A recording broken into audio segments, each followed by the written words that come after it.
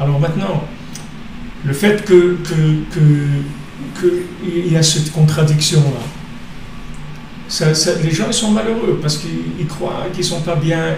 Non, c'est pas compliqué à comprendre. La lumière que tu as eue pour sortir, c'est pas toi. C'est pas toi. C'est du doping qu'on t'a fait. On t'a dopé. On t'a mis de l'héroïne. On t'a fait croire que c'était un héros, que c'était une héroïne, d'accord? Alors tu sors, ouais, la Torah, les trucs, ok, c'est très très bien. Maintenant, dès que tu sors, il faut que tu te remettes à ta place tout de suite, ta vraie place. Ok, tu as vu de la lumière, toi, tu es le même. Ta viande, c'est la même. Tes oreilles, c'est les mêmes. Ton cœur, c'est le même. Tu n'as pas commencé le traitement encore. Tu étais comme tu étais, ok.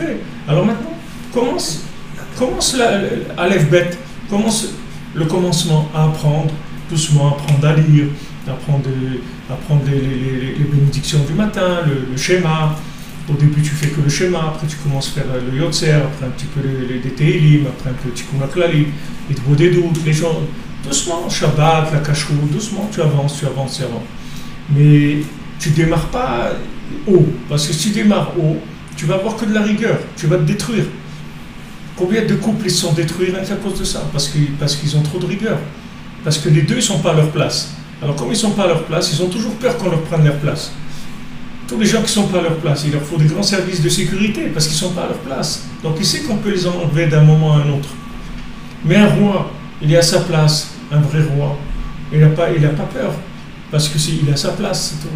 Mais quelqu'un qui n'est pas un vrai roi, alors Rabbi nous dit, on commence à dire, mais qui c'est celui-là qui est venu prendre cette place? Voyons voir, qui c'est cette personne-là? Alors Hachem, dans sa grande miséricorde, qu'est-ce qu'il fait?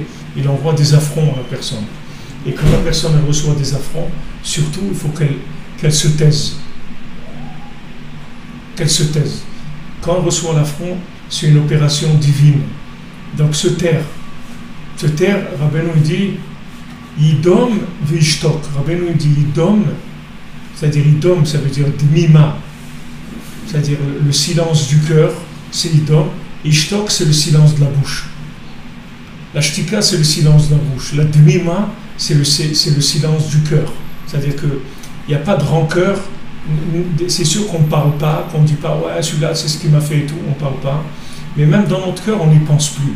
On sort la chose de notre cœur complètement. Alors quand tu fais ça, tu transformes le sang en silence. Et ça, maintenant, ça va te faire réparer l'alliance, c'est-à-dire que tu vas trouver ton niveau de connexion avec Hachem.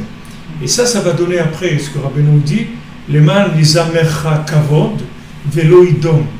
Maintenant, il va y avoir les amercha kavod, c'est-à-dire que tu vas chanter l'honneur, velo idom.